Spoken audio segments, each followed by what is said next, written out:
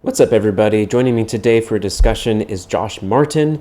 Josh Martin was in correspondence with none other than author Matthieu Pageau, and he shared some really fascinating insights into music as cyclical time, as well as subjects like King David, the symbolism of the harp and the loom, and rock and roll. Now, a lot of this stuff you will not find in Matthieu's book, Language of Creation. So it was really special that Josh Martin was given permission by the author, Matthieu Pageau, to then approach me and then allow us to have a discussion and publicize the content that Matthieu shared. So I'm very grateful for that. We also get into some cool topics like the Grateful Dead and Woodstock, the representation, 2D and 3D, of music waveforms and frequencies, comparing the healing versus the destructive nature of music, and where are we at with today's music? What songs are we singing? I've provided a link to a Google Drive document of Matthieu's commentary, which you guys can open up and follow along during the discussion with Josh Martin. Josh, how are you doing today? Pretty good, man. Thank you for having me. Oh, yeah. It's a huge honor. Awesome, man. Yeah, likewise. So, Josh, why don't we just start out? I see that you have towers of musical instruments and recording gear behind you and all around you. I'm just wondering, what is your background in music? So my best friend, who's still my best friend, we started hanging out. We were about 7 years old, and then by the time we were 10 or 11, we were both starting to play guitar and getting into music. And he just had a very sort of wild personality, just really looking for the margins. He wasn't really into the Beatles or anything like that, and he was a great guitar player. So we were just playing music all the time, talking about music, and we ended up forming a band that was like a kind of like a weird jazz fusion band when we were like 16, big into Miles Davis, In a Silent Way, and like that kind of era, but also Allman Brothers. So that was kind of my first foray into getting out and actually playing at places. I mean, we were playing at like people's backyards, pool parties and things like that.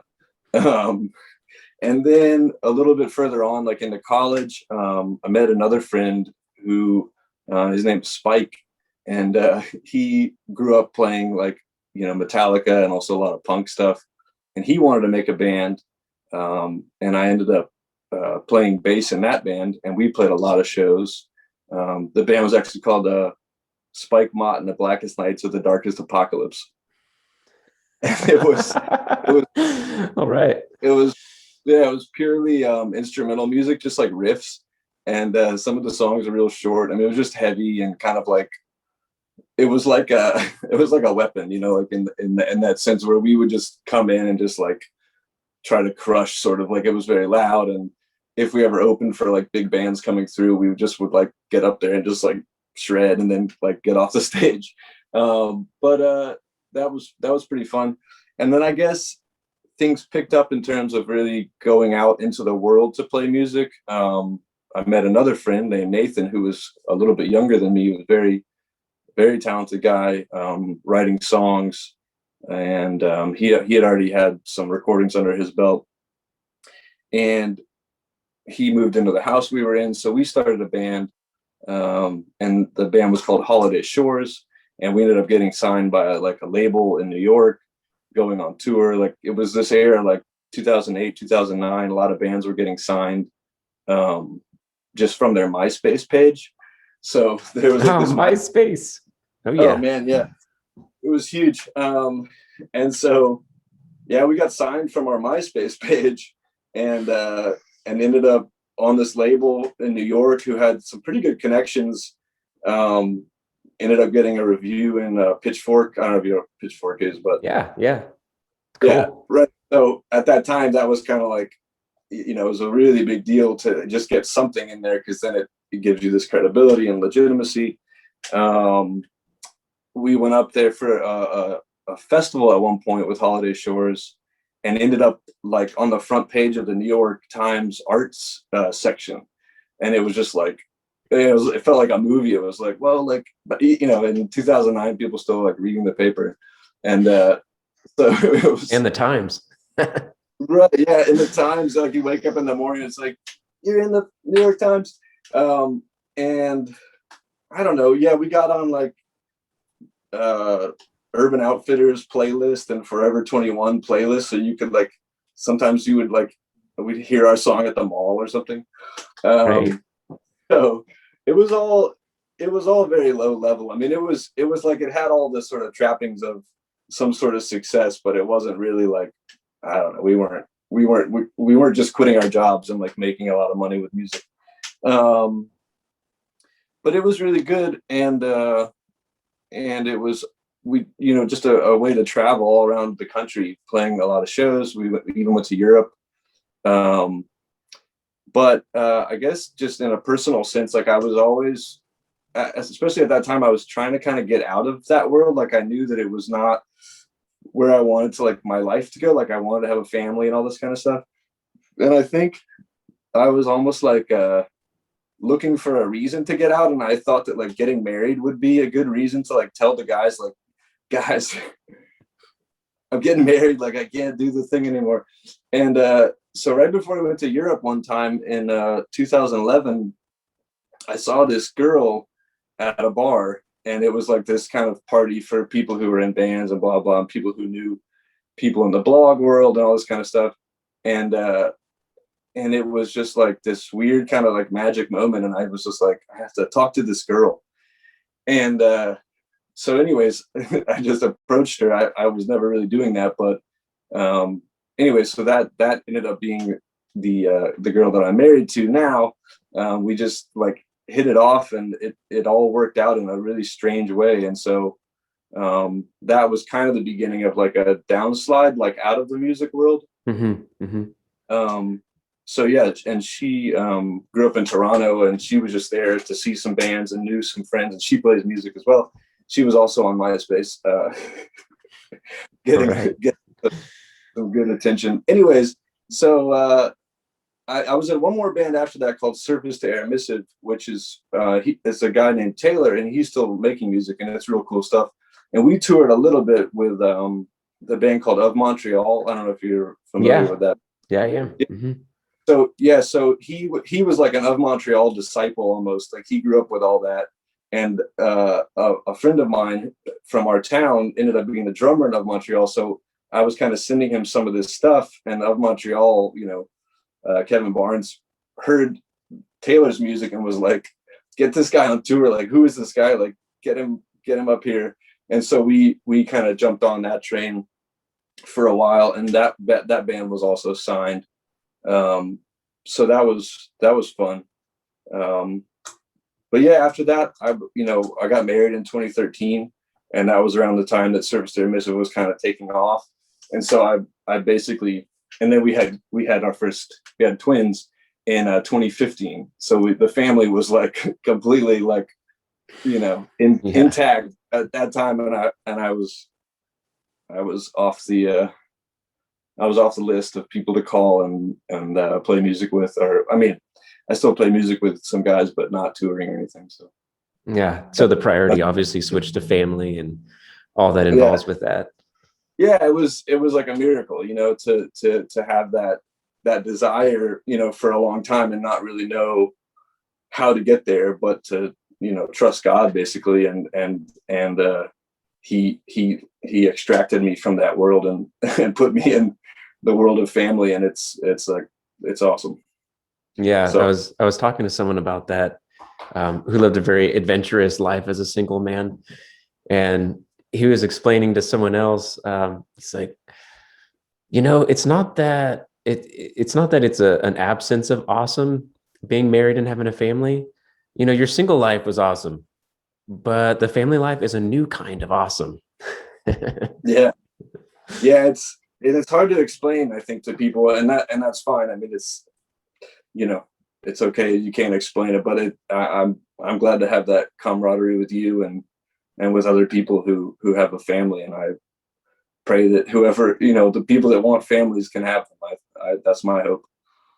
Yeah, absolutely. And Yeah, not to say that music is absent from your life. Obviously, you're surrounded by gear and yeah, instrumentation, and you came out with an album recently, right? Yeah. So I mean, in a way, that was like the final. So we had our third child. We had twins in 2015, and then my wife was pregnant with our what would be our third child, and she was due in June. And I was like, man, so I've been working on these songs for a long time, and I whittled it down to just 4 songs. And so I just, like we were talking about offline, I guess just having a constraint was huge to be like, by like May, I cannot be working on music anymore. So like I released the album April 5th, I think, or something like that. And it's just a 4-song EP of songs that I was kind of working on in the background all the while. And it was, I didn't have any designs for it, obviously no touring or anything like that. It really was for my friends who had always been kind of asking me like, what are you doing, like what are are you making music of your own, and blah blah blah. And it was also really kind of like a way to put an end to or come to a sort of closure of that time, because it is very consuming, I think, to work on music. It takes up just parts of your soul and your psyche and your mind and everything. Yeah. So it was a way to offload that. Mm-hmm. Yeah, that's called Boat Party. That's the band that was always along the side band we had was called Boat Party, and we would play, house shows and things here and there. It was fun. Right. Cool. Yeah. Very interesting background you have in music. So at this point, you have a couple kids, you have a family, and then somehow you ended up in the symbolic world and the circles with Jonathan Pageau and his brother Matthieu Pageau, who wrote Language of Creation. So how did you make your way into that whole circle? So the friend that I mentioned at the beginning, that I've known since I was little, his name is Ben, and we both grew up in Christian homes, and there was no question that we were both Christians for many years, although we kind of had different periods of going to church less and kind of forgetting, I think, in the Pageauian sense. Around Pageauvian, Josh. Pageauvian, I'm sorry. we have to have ecumenical council. Yeah, no, it's all right. You can use Pageauian. That's fine if you want to say it that way. It's just where I come from. But yeah, so this friend of mine, I think it was 2015 or 2016.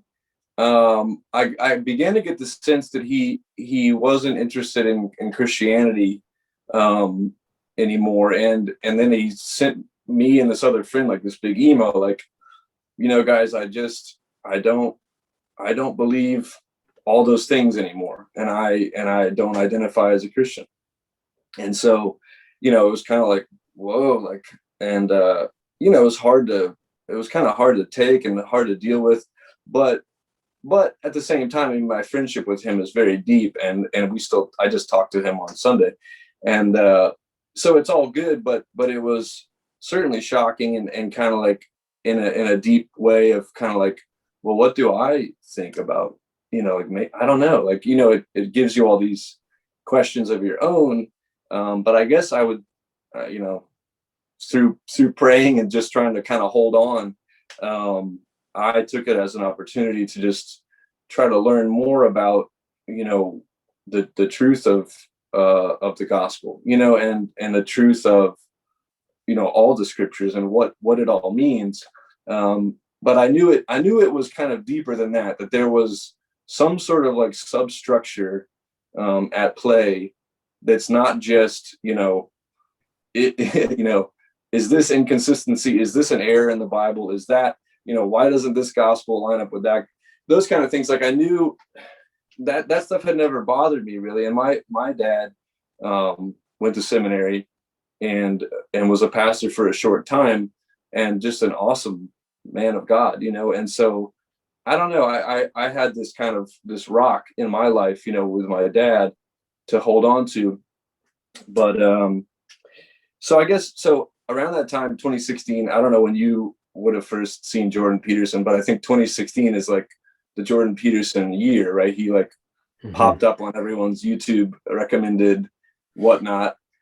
And so, you know, he started talking about the logos and all this, and that the Christian story is like this fundamental thing, and it's really deep. Like it might be bottomless, you know, like these kind of things. And I'm like, oh, like that's cool. Like, all right, maybe this guy's a psychology professor. Like we got some sort of material to work with. We got, you know, facts. We got stats. You know, we got the old stories, and the Bible is this hyperlinked document. It's so hyperlinked, and I thought it was, you know, kind of great. And it's not like I took this and I showed it to my friend. I actually found out years later that he had also like watched Jordan Peterson Bible lectures, but we didn't talk about it. You know, we didn't talk about it at the time. So I started using that, I guess, as a way to try to think about Christianity at a deeper level. But you know, it wasn't long before he had Jonathan Pageau on, right? So as soon as he had Jonathan on, I was like, this guy's really a Christian. Like, there's no question with this guy, you know. And so I would say, I guess I kind of just jumped ship at that time, and you know, started really listening to what Jonathan was saying and getting into everything he was putting out. I also stumbled across Rene Girard for some reason, like on a Wikipedia page about, I don't even know, about the origins of language or something like that, or the origins of society. And I was, you know, this Girard quote like stuck out. And so I kind of started going down that road. But yeah, so I guess in whatever 2016, 2017 was the Pageau, you know, the advent of Pageau. And that's where I got into that. And I've been incredibly glad to have him in the world, and obviously Alistair Roberts as well, just in terms of two guys who you know, I don't have any brothers, but they're like big brothers, you know what I mean? In so many ways, like just people to really look up to, in terms of their walk, you know, and the way they live their life and their excitement about the Bible. I know I told you in a message, like when Alistair Roberts said, I love reading the Bible.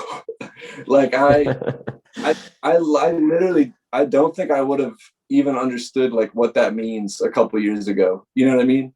But at this point, like I'm approaching that. Like I love it too. And I get it. I get what that means. So yeah, and I have to say, just having like the ability to have fairly brief private conversations with him before we started pushing the record button and eventually publishing the podcast last month, I have to say that Pageau and Roberts, man, they're the real deal. Like the things that we talked about beforehand and the things that we ended up publishing, like you wouldn't be able to tell the difference. yeah. And when he says that he really loves reading the Bible, like I don't doubt him, not even for a second. And so, but then I'm just curious though, because here you are in this world, and it's been a joy to be able to have conversations with you, you know, over chat or over different talk groups. And so for us to be able to have a conversation now over video chat is, I have a lot of gratitude for that, because it's because of the work of Jonathan Pageau and the people that you just mentioned that we could make this even happen or possible. Yeah, absolutely. I mean, I'm very active in the Discord for Symbolic World. I wouldn't say I text into it as much as some other people do, but I'm always kind of checking it out. And Jacob Russell, you know, at one point, whatever, made me one of the mods with some other guys and some other ladies. So yeah, it's just been awesome to have this community. And a lot of people have said like the Discord is like such a sweet like haven of a place to go. And I think that the Facebook group is that too. Facebook, I can't do it. You know, some people can't do it, but I know that the Facebook group is the same thing, that it's a very sweet community of people who are kind and inquisitive, and I don't know. It's been awesome. Yeah. Mm-hmm. Well, let's get into the topic at hand, shall we? Right. Yeah. Okay. So here we go. So Matthieu Pageau published this book, The Language of Creation: Haha. Yes. There you go, Josh. And apparently you just can't leave your home without it. And I have a 3-part series where I take a deep dive into discussing and analyzing the structure and the content and even the meta symbolism of the Pageau brothers. So I'll link to that in the description. I mention it because I don't want to get into the same amount of detail just for the sake of brevity and for time. But what's been coming up recently is that there's a subject of music that people have been expressing a desire to want to know more of, but it seems like even collectively, we can't quite put our finger on it. We can't quite explain how it fits in the domain of reality. And then as we were talking about it, you chimed in, we had a private conversation, and you had some really awesome insights. And then you mentioned that Matthieu Pageau, you contacted him, and then he contacted you back. And eventually, in that whole correspondence, that he shared with you some deeper insights as it relates to music that would be right in line with maybe the missing chapter of Matthieu's book.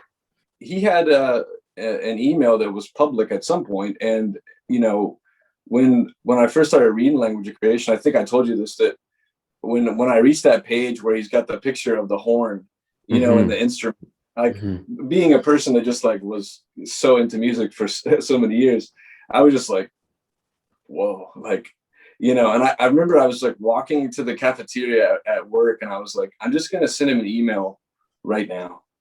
And I just told him, like, I'm just in awe of this. Like, it's awesome. It's so, I don't even know what to say. And I probably said too much, and I was like trying to make connections that probably aren't even accurate. But yeah, he responded to that, and was like, it's funny. A lot of people who have emailed me already are musicians, and many of them are classically trained.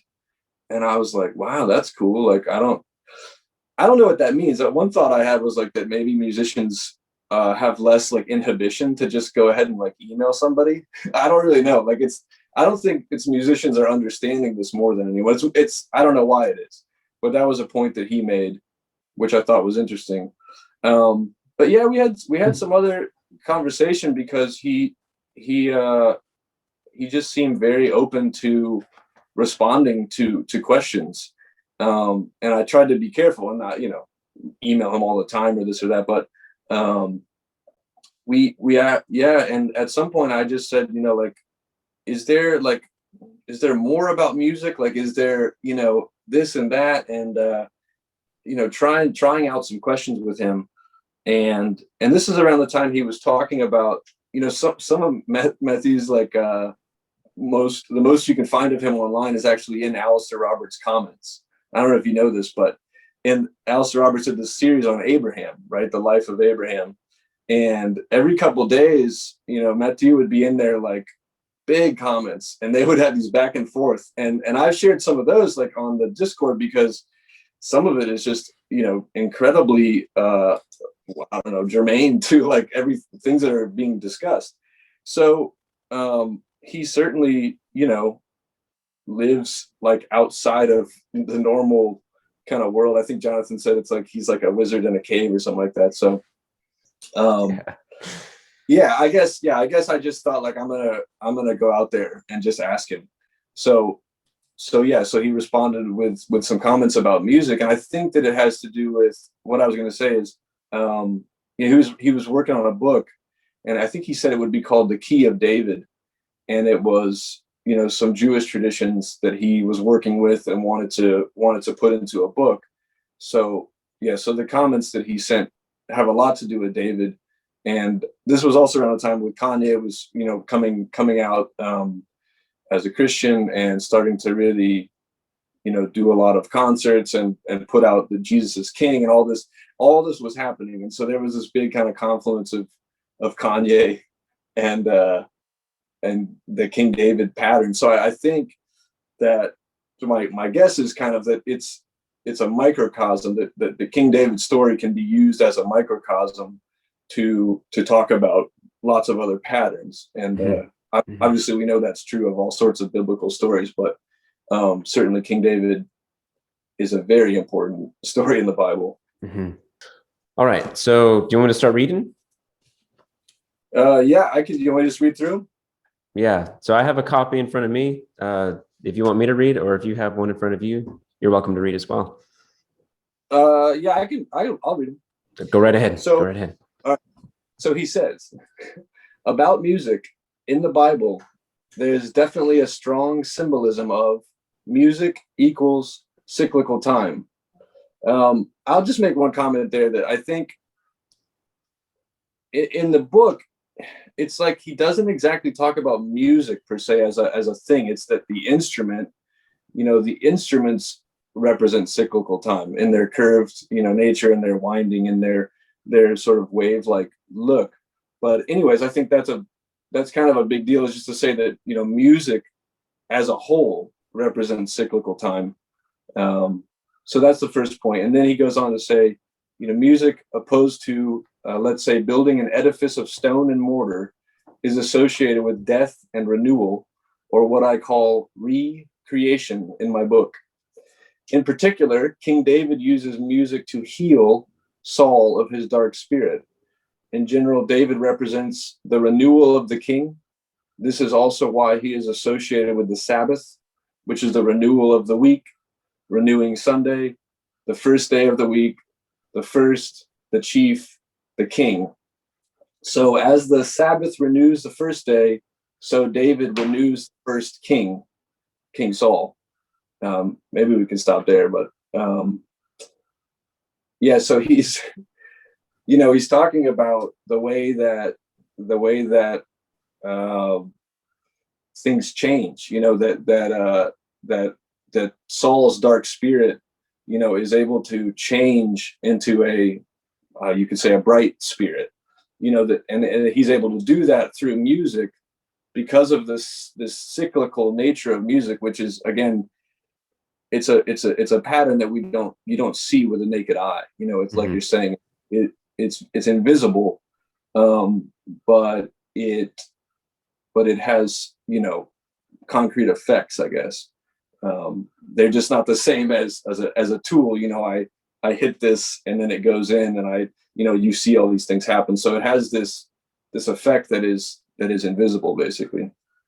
Mm-hmm. Mm-hmm.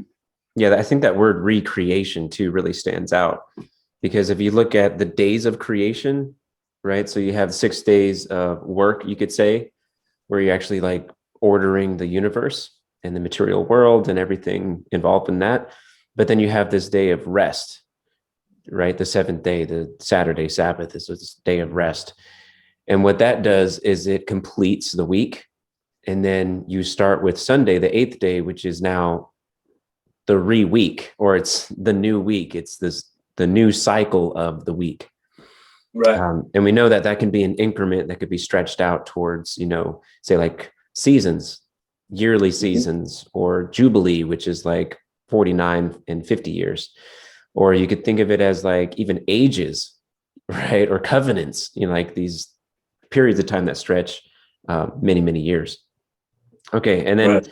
But the way that it does that is this meeting of the end and the beginning, right? So it's like the opposites are right next to each other. Space will separate opposites, but time confuses them. You know what I mean? Mm-hmm. So this idea of confusion is huge. I mean, and that's a big part, obviously, of the story of David and Saul. And there's things that happen in the dark, and there's things that the secrets and all these things, and it those things become the reason that well, not the reason, but they play a part in how David flips to the top after being exiled and hiding and run, things like that. Yeah, another thing, Josh, is that when I was talking with Alistar and he started talking about the Sabbath, is that if you look at the increment of a day, right, you have like the majority of your day where we work, and then at the book end is where we introduce rest, but eventually sleep that takes place in darkness and in rest. And you could look at that as like a mini death or a mini flood that recreates a new day whenever the sun rises again. Yep. Right. And that it really does cycle into something into something meaningful, you know, and it's not just, it doesn't just disperse into fragmentation, but that actually the full cycle is, you know, well, that's time, you know, that's the return. Yeah, let's just keep reading through it so we can get it out there. Go ahead. So the whole symbolism of David is linked to the symbolism of music. It's about renewing space with cyclical time. And he says, here's an important symbol. Think of the harp as the inverse of the loom. And so a loom is a big, you know, sort of network of threads, you know, that is laid out to start, you know, weaving things in and out to make an entire textile, right? Like an entire garment or anything, right? And he talks about that in the book, you know, the idea of a needle going into something, you know, to tighten into knots, to tighten into fabric. And yeah, for him, fabric is totally like space, you know, like that's a place that either, you know, it could be a basket, it covers you, like it has these properties. So I think that's, to me, that's one of the most awesome little things in this, is that the harp is the inverse of the loom. Like the harp. Yeah, what a great connection. I hadn't thought about that. It's incredible. And I think that, again, I think he was working on a book, you know, and this hopefully at some point will be part of that. So the loom is all about taking loose thread and tightening it into cloth, textile. The harp is all about plucking on the tight thread and creating a vibration in the string. And the vibration, parentheses, snake, wave, can even be seen in the string. So it's not just an abstract interpretation. And I like how they always say that, you know, it's not a metaphor, like my hand was a sandwich, things like that, right? Right. So yeah, that to me is another big, it's just a big deal. Like that, you think that a tight string is such a great example of straight space, you know, of like a tree or anything like that. When it's taut, you know, that's work, you know, that's all these things. That's an edifice. It's like a pillar. Right. It's like a solid pillar.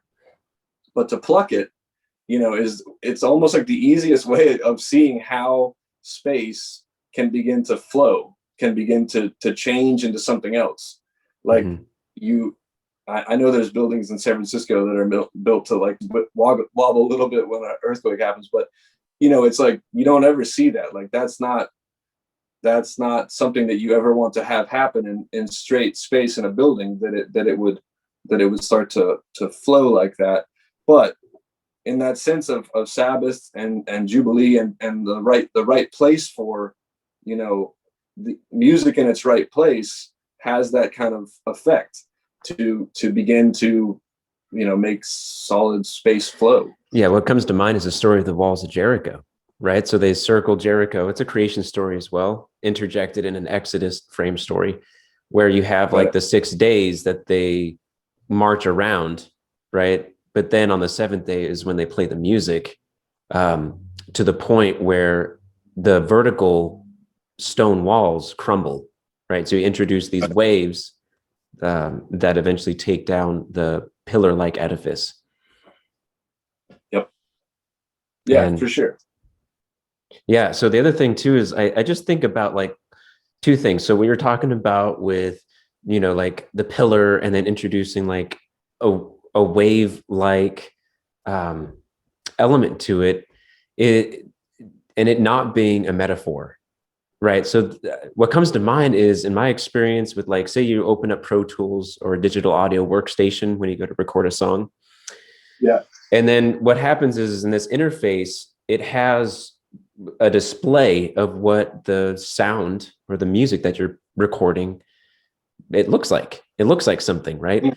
And so what it looks like is you have this horizontal line, and then you have a series of a wave that goes up, and then you have a wave that goes down, and it goes up and down at varying intervals and ratios, right?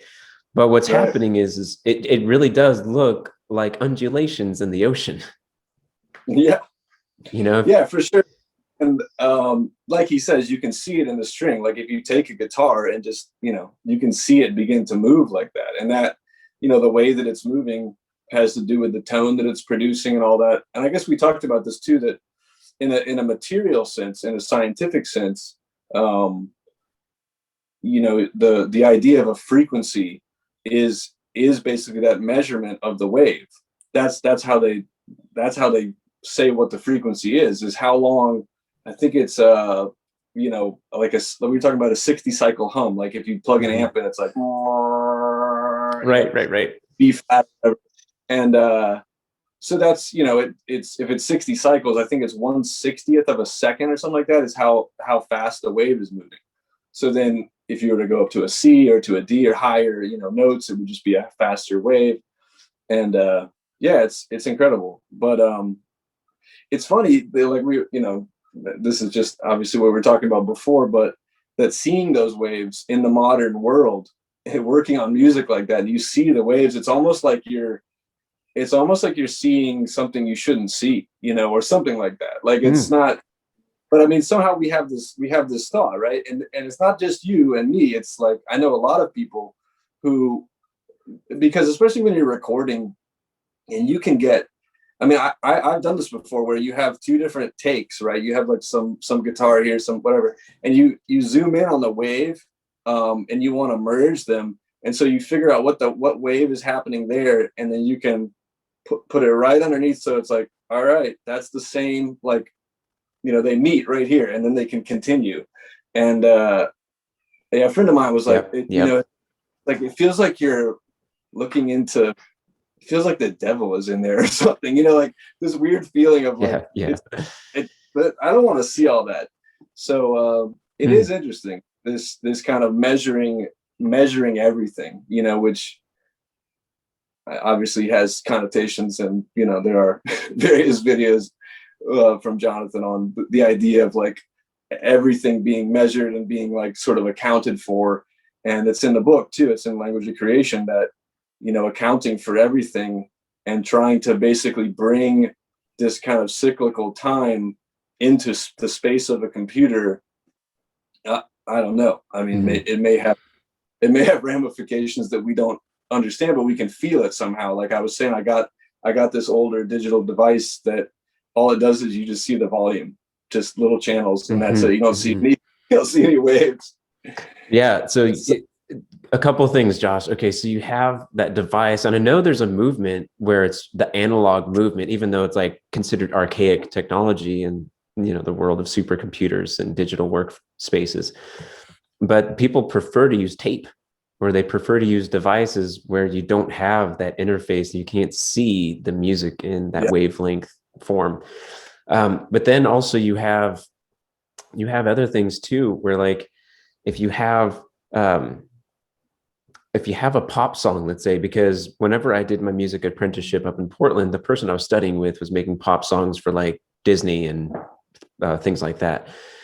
And what I was learning and being trained to do is to make a perfect drum pattern where like mathematically there's no imperfections, right? Even like a recorded drum set, you would chop up each and every kick drum and snare hit and everything. And you could line it up according to, quarters and eighths and sixteenths, to where whenever you're done, it sounds like it's a raw take, like he's just a guy in a room playing drums. But when you actually zoom into it, it's perfectly matched on the beat. And then there's even a feature, because they realized that it was too perfect. And so they have a feature where you can adjust the irrationality, where, it just plays a little slightly before, slightly after. And then they have an algorithm that messes up your perfect drum tracks that you made. So it's like really riding that line, because once you go there, you can't listen to live music anymore. Look, when I spent that much time making perfect drum tracks, and then I would listen to a live performance of, like, I don't know, say the Grateful Dead, it was like, oh man, the drums are way off. Yeah, like it was just like, how come I can't just listen to this? And I think to your point that you brought up, that's an example of when rationality eats up everything that is strange. It Yeah. eats up everything that is random and the spontaneity of it. And suddenly it kind of feels mechanistic. It doesn't have that soul level interaction anymore. Yeah. Yeah, for sure. I mean, I could go on. I don't know. One thing I was thinking is I have a friend who was in this band that we first had when we were young, and he was always into bluegrass and stuff like that. But we were all in the Grateful Dead. We were all in Allman Brothers, and at some point, and it wasn't through drugs exactly. He had friends who had like kind of gone too far with drugs and things like that. But he became so sensitive to electronic music, and I mean just electric music, that he like swore off electricity in music, and went to bluegrass, like Wow. playing Wow. on a porch, with some guys, blah blah blah, and like he never went back. Like, and I still see Hmm. him around. He plays bluegrass, and like, it's just funny because I think, well, one thing I was going to say is that one thing I realized about, again, with, well, I don't know how to say this, but with the difference in what Matthieu talks about in the book. You have horns and you have strings, that you're kind of talking about a kind of like different sides of music, or different things. Even within the fractal of music, there are deeper fractals, right? And obviously we're only talking about sound here. One other reference I just wanted to make in terms of, like the level of where we're talking about. I guess it's pretty clear the level that Matthieu is talking about. It's not about songs or words in music or rhythms even, right? We're like, it's almost like we're talking at the level of, you pluck a string or you blow a horn, like that's it, right? And that's where he's at in the book too. It's and I think it's just awesome. I think that's part of what was so incredible to me, is that he figured out a good level to talk about, to be Hmm. at, Hmm. because I think there's so much that could be said about music, and I don't know if other people have already figured this out, but somehow our little crew, like, we're still trying to figure out what music is. But I don't know. I think it's very complicated, and I think it is hard to talk about.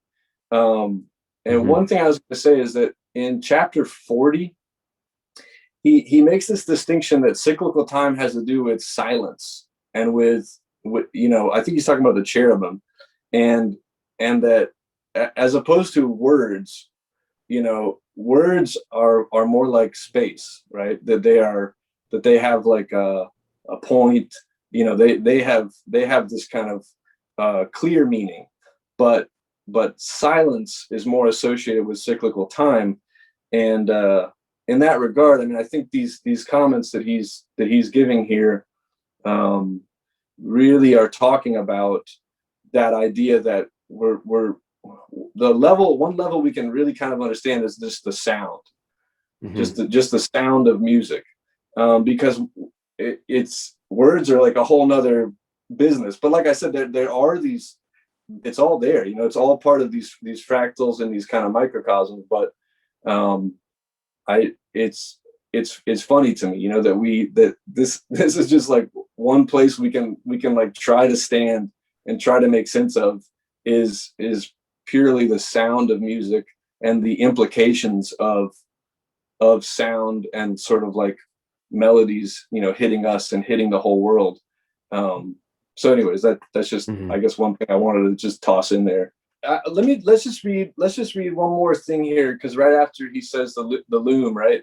So he says, so the loom changes time,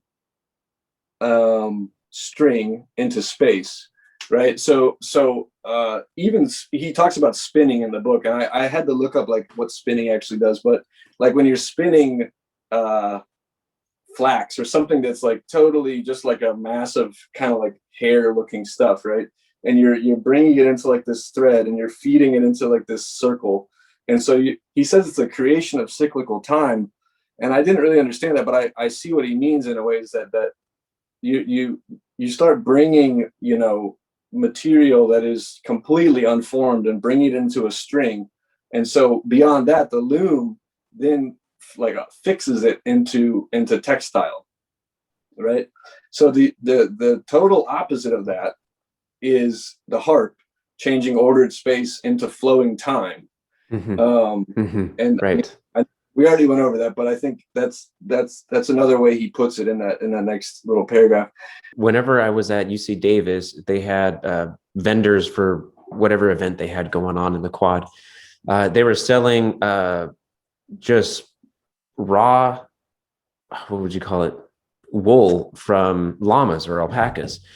And and it was really great stuff, very quality stuff. And my mother-in-law, Mama Riddle, she is a woman from, well, a time that's kind of going past, where she has all of the equipment to turn that into a sweater or to turn it into a blanket from the raw stuff. But I'm just thinking it's pretty significant, because at that point of purchase, it was basically like someone had just shaved off, all of the alpaca fur or its wool. And so it's like I'm holding this bundle of death, right? There's no order to it. It's just random. It's squishy. It's flowing. And it's like, even at its state on the animal, it was just an extension of death, right? There's no blood flowing through it or anything, right? And so it starts in that place of, I guess, potentiality is just matter and form. It's kind of globby and you can smush it.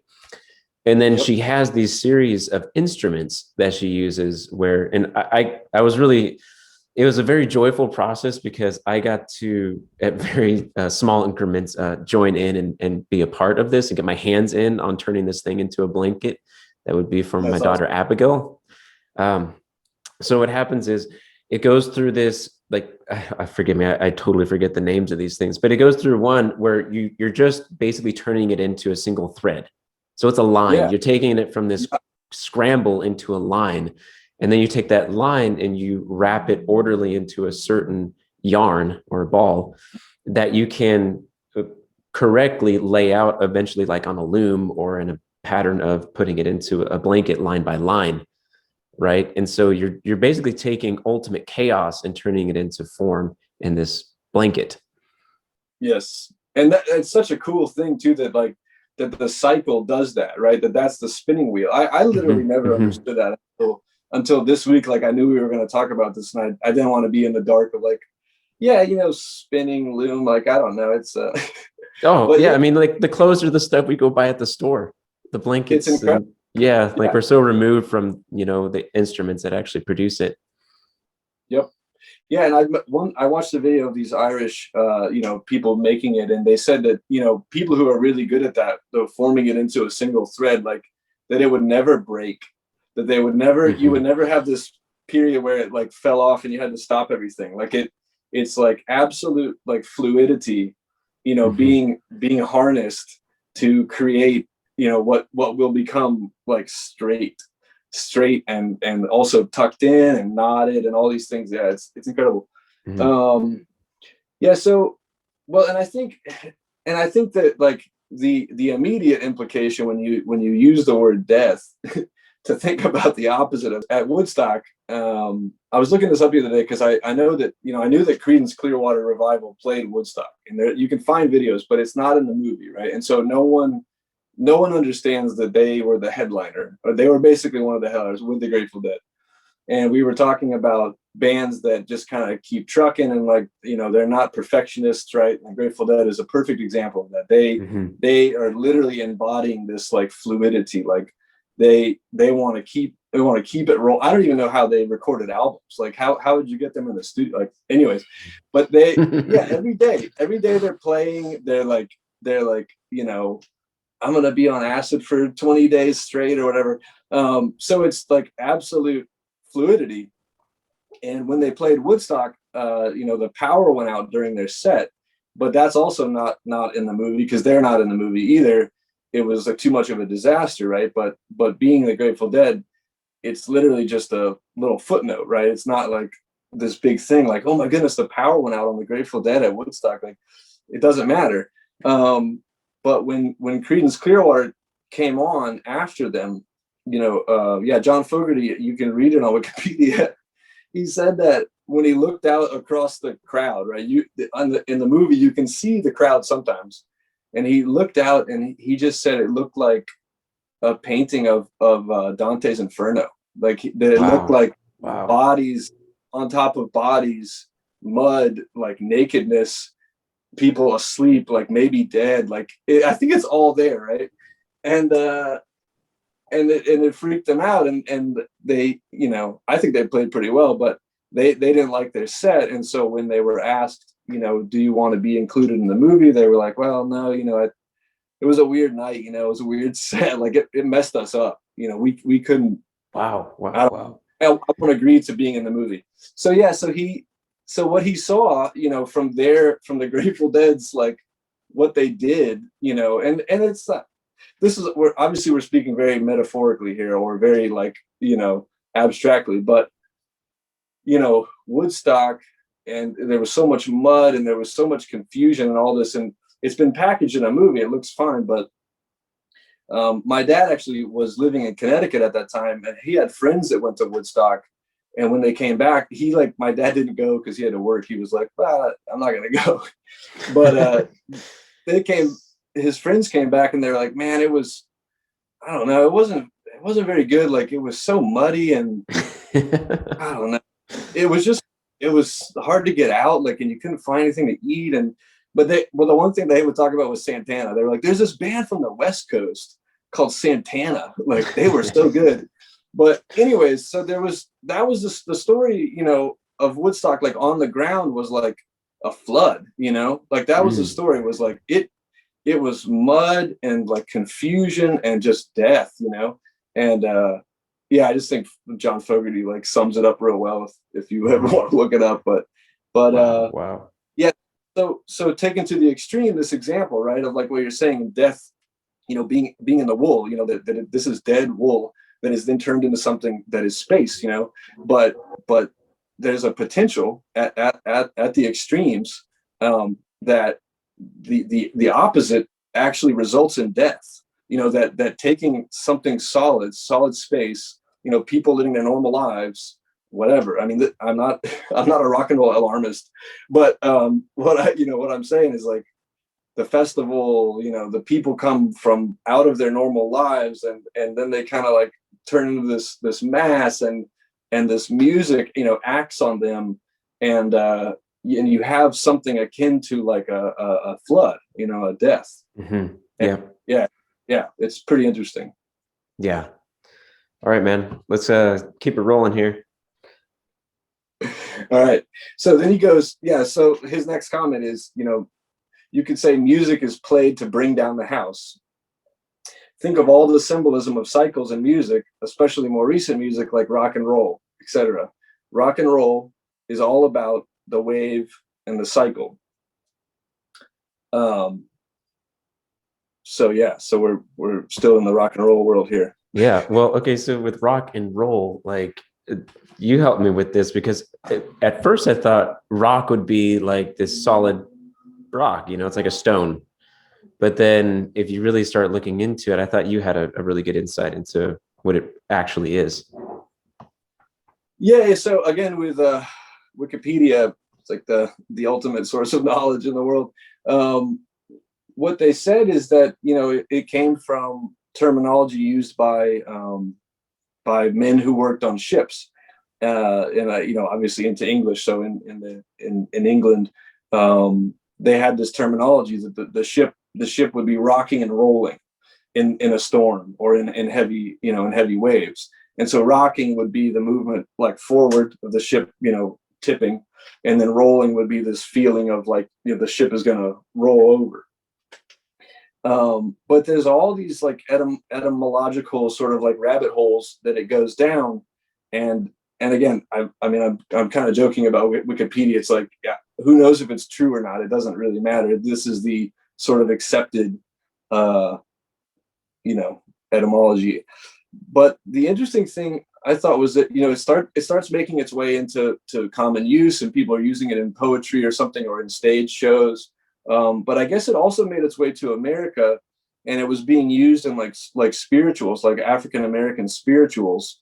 And actually, there's points where it's kind of ascribed to Moses, or like being in the sort of bosom of Moses. And I don't know enough about that to go down that road, but you know, that with enslaved people in America, Moses was seen as this figure that meant a lot to them, right? Mm-hmm. And that it's interesting that it started to fall into these spiritual uses as well as these like sort of secular uses in like theater and in common songs and common parlance. And so anyways, the Wikipedia just goes down both of those roads and talks about it.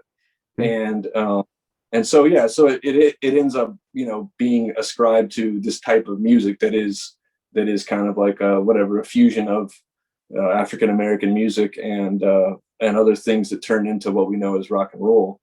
But yeah, I thought that was interesting. I guess like what we were gonna, I said maybe we could talk about like lullabies or like, and also rock and roll, because I think the spiritual usage has some of that that rocking, like rocking a baby, right? Like you're rocking the baby. Mm-hmm. And so in that same sense, in the book, Matthieu talks a lot about that what comes of the cycle and what comes of these things can be rest. It can be rest, and it can be renewing, like sleep is. But it can also be death, right? Mm-hmm. So in a way, you kind of have that juxtaposition early on. I mean, yeah, if you're on a ship and it's rocking and rolling, like Mm-hmm. very dangerous, and you may die, Mm-hmm. And so like, but at the same time, taking it into this kind of spiritual sense is also, totally appropriate in the symbolic Mm-hmm. sense that you have these two ways that it can be talked about. So anyways, Mm-hmm. that's one thing that comes from just looking at Matthew's comments about the wave and the cycle and things like that, that Mm-hmm. there's so much related to it. Yeah. So like with the rocking a baby is good because you're just going back and forth. And then rolling, you're thinking of this tumbling motion, right? Like rolling a barrel down a hill or something like that. And Mm-hmm. all of those are associated with what we're talking about with, things like waves or this like cyclical change that can bring about renewal because you're just collapsing the beginning and the end, or collapsing the opposites. So like whenever you look at, and it kind of ties back to the materialized way of understanding this nature of music, because we talked about the 2D representation of frequencies, right? Or the hum, that you can see it on the screen. But then there's also this other idea where that's just the 2D way that we can integrate or interact with it on a screen. What's really Mm-hmm. happening, and I mean, they have different projections, 3D projections, like on YouTube, you can look up. But what's happening is it looks more of like cylindrical, right? So there's like tubes, or these like dropping a stone in water, right? Whenever we have a spike, right? So like a spike happens, you have these reverberations or compression and rarefication,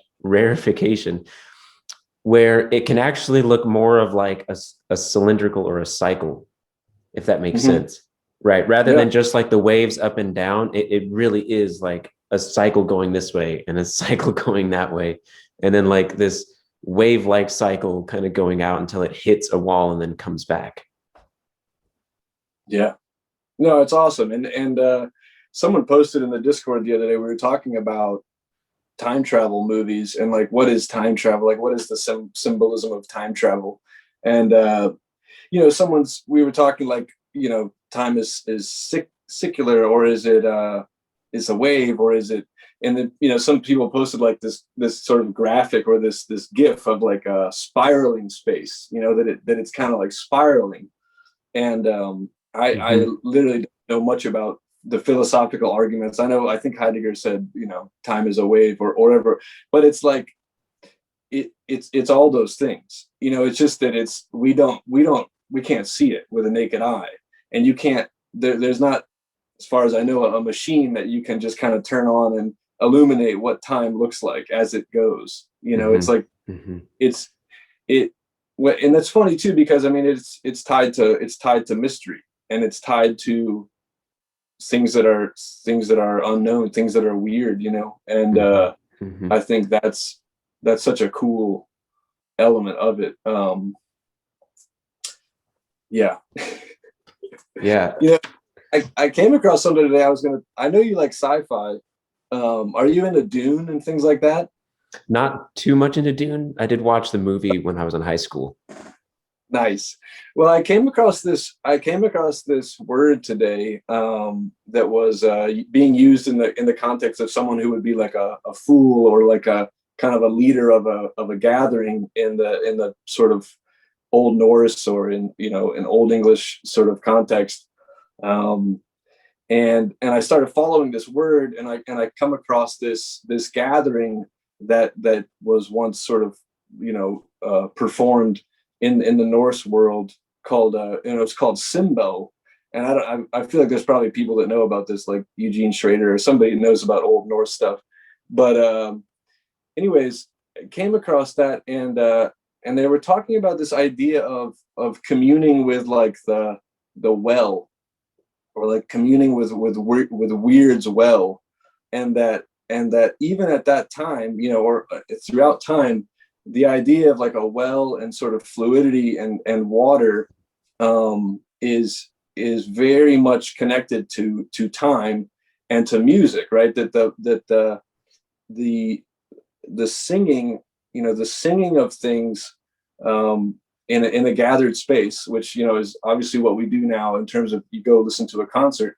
But what the point that I guess I was trying to think of is that another thing that I think music does in this kind of really basic sense is to actually bring like the past into the present, and like connect things that are different, in a way.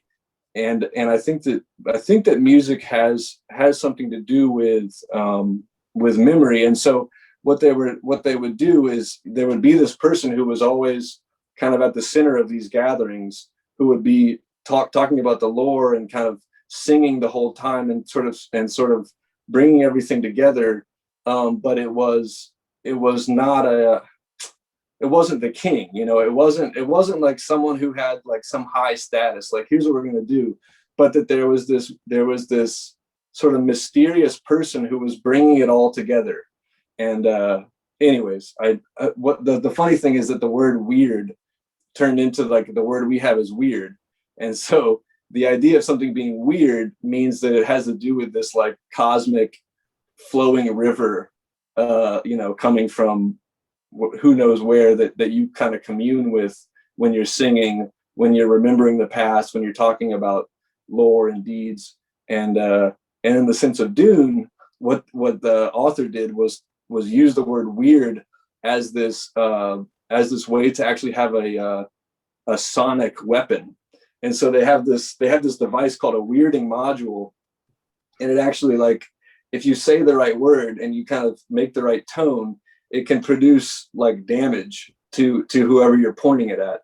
So anyways, Okay. I was go down the Dune rabbit trail with you. But I don't know, man. I think that, like I said on the before, I think that some of Matthew's comments here and also in the book, just all the lenses that are available, to start looking at anything you come across. And I know Jonathan said that before, that sometimes if you want to kind of pursue symbolic thinking, you just start with anything.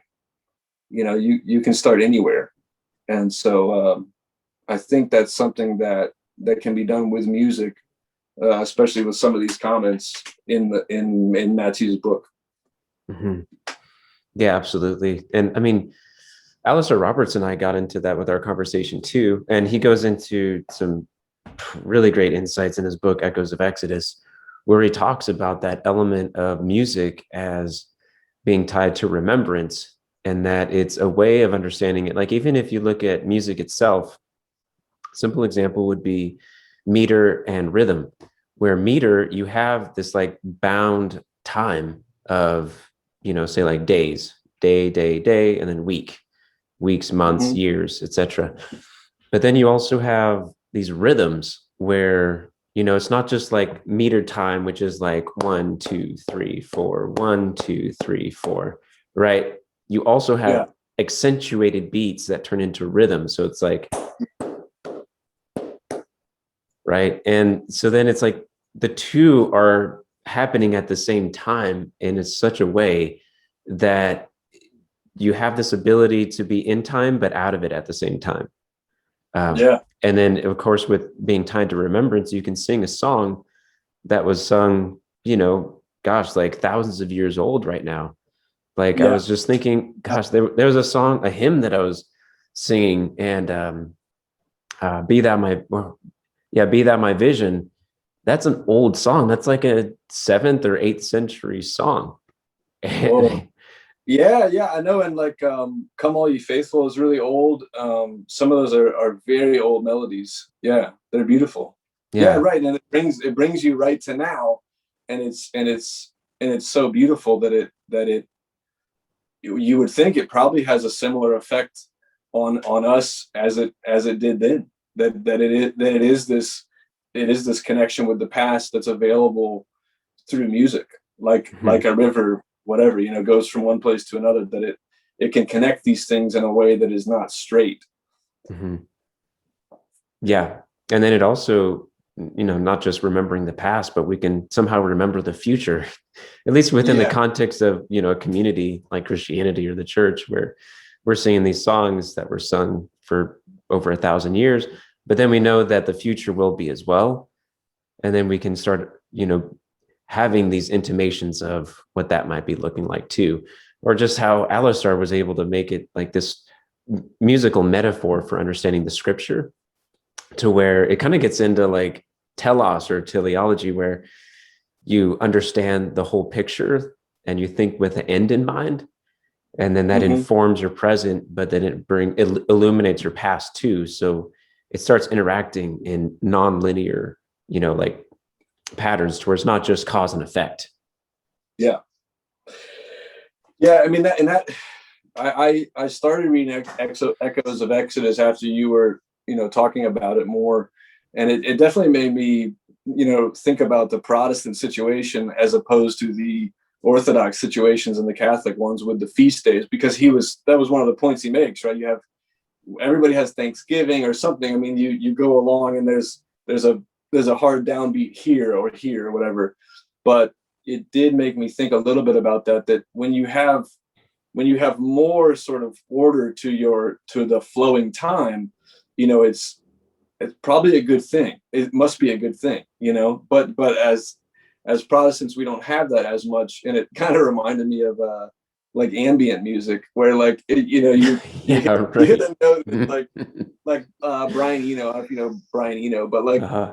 it just kind of like spreads out, and then it's like ping, like another note somewhere. It's like, and I think that's something that we should probably consider, that we actually may need a little more of that rhythm, and kind of stepping in Yeah. in Totally. the liturgical year. Like the liturgical year, I'm sure it would be easily compared to a song or anything Mm-hmm. like that, where Mm-hmm. where you are, like it's about to be this part, then it's going to be this part, that yeah, the time, it can't just flow on and on, that it has to be ordered and constrained, that's the agreement, right, that Matthieu talks about.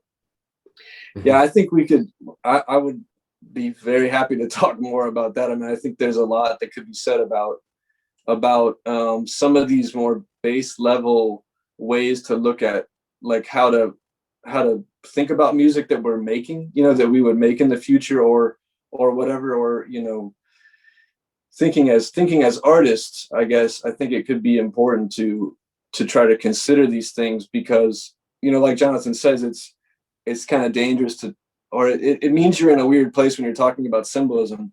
But it might be the time when we need to like think about this a little bit, as Mm-hmm. we're trying to make new songs. Well, um, especially with or music today, man. Like look at music in the last 100 years, after we yeah, introduced the yeah, wax cylinder, right? And then the vinyl records and tapes and CDs. Yeah, all of these different spinning mediums for yeah, recording. We're trying to capture this mysterious, kind of lofty music.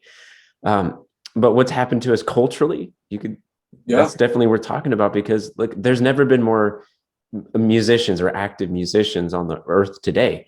But is that That's better right. for us? Like, we've never had That's more recorded information and recorded music than today. But is that good for us? Like, right. if you look at, us talking about trying to pin things down, I think of, just like all the recording gear that's around you and everything that is formed around music. We formed an industry, right? It's a factory of work. And we're trying to rationalize music and turn it into something that's codified and we can see it and it's distributed.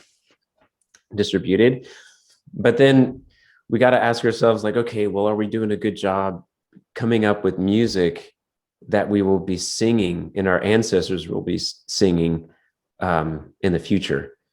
And I Yeah. don't know, it just seems like with just the amount of music, it's like all these notes, all these sounds, all these voices, all these symbols, and it's kind of becoming noise. If you really like, this is like the 30,000 feet up way of looking at it, but like, if you put it all together, is it cohesive? All the different genres, all the different types, the frequency, the amount of music, it seems kind of chaotic when you look at it all together, does it not? Yeah. No, for sure. I mean, um, a quick example is talking about Brian Eno. I remember him saying specifically that, the Velvet Underground, that band, Yes. right? Mm-hmm. That he has this famous quote. He said that, the Velvet Underground's first record, I think, maybe it only sold 1,000 copies, but Mm-hmm. every person that bought that started a band, right? Like it's like this, it's like a Yeah. good thing, but it's like, so 1,000 bands, like, like it's definitely something to consider. And yeah, I mean, part of me thinks, well, we don't need new songs, and I think that obviously that would be the perspective of some people in the church, and I understand that way more than I ever would have before, that we don't exactly need new songs, but if we do, then if they happen, then that's okay, and they'll be tested, in a way that they'd be kind of hammered on and tested by the, a body, a local body, or this or that, and they kind of end up naturally, organically coming into usage in the church. Remember, there's like a '90s praise song called "Give Thanks." I don't know if you ever heard that song, but Mm-hmm. it was written by, it took forever to figure out the guy who wrote it. He wrote it in some rural church, and people heard it and they were like, "That's a great song," and it got picked up and it became like this big thing, and they were like, there's going to be royalties. Like, we got to figure out who wrote this song. But anyways, not that that's Man, that's should be like like, that's like the classic definition of folk music. exactly. No, It's made by exactly. the folk, not by, the artist or the That's right. songwriter. It was, yeah, right. It wasn't written in a sort of like a factory of songwriting. So yeah, I mean, I think me personally, I feel like I'm like a recovering like 20th century pop addict or something, and I've had to like put it Yeah. I've had to put a lot of it away, right? Like I've gone back to listening to medieval music and things like that, to try to kind of just regain that frame, and it's very difficult, because it's so different than what we are into now. But for me, it's been helpful just to kind of Mm-hmm. set that Mm-hmm. aside and try to think more about the older forms, if I'm going to even try to put something out into the world again. Um, it might just be, medieval-ish stuff or something like that. I don't even know. But yeah, we're at a strange spot, and I don't know what to say about it. Yeah. Well, what Neil deGrasse said in our talk was, he has this cool theory that he lays out in more detail, but essentially what he's saying is that if you have so many spikes or so many, say, artists and albums and the volume of music, and that is what is accelerating time, or it feels like time is moving so quickly, is because we have so many beats happening, so much music that's being produced with such a short attention span, that it's not like slowed down. It's not, we're not all singing the same songs, Yes. and I think Yeah. that point of emergence is kind of cool with like the folk song, but I don't see that it's making its way all the way to the top. Like Amazing Grace, right? Okay, so are we going to have any songs that turn into Amazing Grace? If not, what are they going to be? Are they going to be like Right. Michael Jackson's Beat It? Like, how many people are going around singing that song? You know, Right. it's not in us. It's how many songs are in us that are eternal, Yeah. you know, or that everybody in the nation or the world are singing. Yep. Yep. And I think that's one place where I've, looking more at iconography and things like that. We, in the Discord, we've been reading through Meaning of Icons, Losky and Uswinski.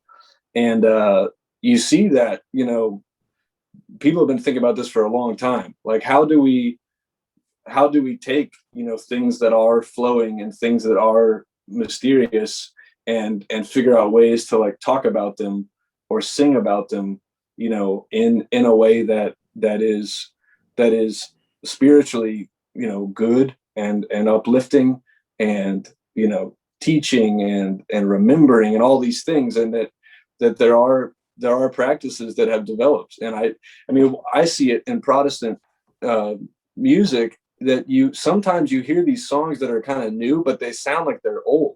I don't know if you've encountered, but they sound like a hymn, and it's like, like that's a beautiful melody, but it's like it's not lifted actually from anything. It's just it's using the framework. It's using some like Neil talked about, that you get a melody that actually outlines a chord progression, something like that, right? Where you actually have something to stand on. Like you're not venturing out into like, maybe this melody will work. Like it's kind of cool, and it's gonna go to something else because I don't know, it gets weird there. Like you're working on some sort of substructure.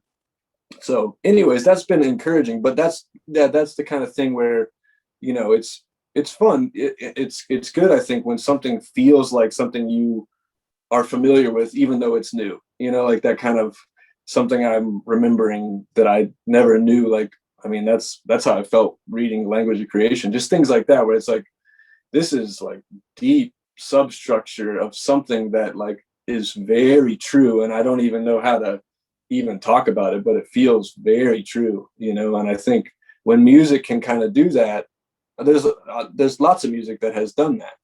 But I think a lot of in the pop world, it's been kind of by accident or sort of miraculous moments of that. But I think in the church, there's been a lot more thought put into that. So yeah, because if it's going to survive in church music, it has to be meaningful. It can't just be feel good, at least in the long run. But then the other thing too is that, kind of bringing it back home to King David and Saul, that Matthieu Pageau was talking about, is like music can be used to tear down the world, right? Or it can be used that can heal.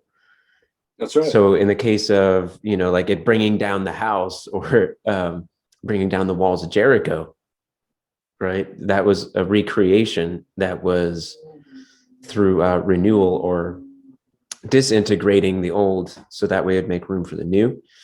But then there's also the point of King David, where he did that, but it was targeted toward a dark spirit over Saul, and like, disparity or depression or, whatever was coming over Saul at that time. David was able to use music as a way to disintegrate it, to fragment that, so that way it would make room for the recreative element of replenishing and joy and peace and hope. Yes. Right. Yeah, it's like a solvent, like in a liquid sense, that you can clean you can clean your house with water. I mean, that's a good way to clean things. But if water fills your whole house, then that would be bad. But yeah, no, that's precisely. I think the healing. I said we could talk about that maybe another time, but music therapy, is like such a funny thing. Like that's what this, like, David was like performing music therapy. The archetypal moment of music therapy. I thought about when they first were comparing Kanye to King David. I thought it'd be so funny to make a meme, and only like a few people understand, of like Kanye going to visit Trump, and Trump is like, like looking sort of like he has this dark spirit, and Kanye's like playing or something. Like 808s. Yeah, he's like soothing Trump's like dark spirit. Anyways, yeah, no, I think that that the healing nature of music, it's become, you know, where it's like new age year, it's woo woo to talk about the healing nature of music, but like it's real, and it's biblical, and it's, you know, it's there. And I think that's something we should definitely pay attention to, and move towards, you know, if we can, and really be, you know, attuned to that.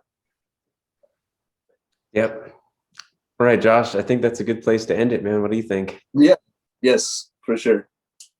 It's been a really good conversation. Thank you so much to Matthieu Pageau as well for giving Josh permission. We should have mentioned that in the beginning. I'm sure people are like, this is the top secret documents and insider information. Why are you, you know, publishing this stuff? But indeed, No, Matthieu did give you permission, did he not? of course, yeah. No, he'd be happy for it to be shared. And I wanted to talk about it with you, and maybe just try to get it out there, because I didn't even know how to really begin talking about this with people, even on the Discord or whatever. And yeah, no, I think we could put the text there, and you know, if more stuff comes through, you know, we can keep talking about it. And obviously, everyone's hoping he writes another book, but we just don't know when that'll happen. So, yep. All right, cool. Well, Josh, be well, and I look forward to talking with you in the near time. You too, man. Thank you very much. Okay, take care. Bye-bye. All right, bye.